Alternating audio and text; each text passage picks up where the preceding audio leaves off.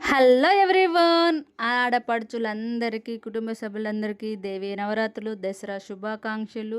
Next Bathukamma శుభాకాంక్షలు. బతుకమ్మను చేయాలంటే అదృష్టం ఉండాలి. అయ్యో అలా అంటానంటే ఆ అదృష్టం నాకు లేదు కాబట్టి అదృష్టం ఉండాలి. అదే నీకెందుకు లేదని మీ అందరికీ డౌట్ రావచ్చు. ఎందుకంటే మా అత్తగారి సైడ్న బతుకమ్మ చేసే పద్ధతి లేదంట.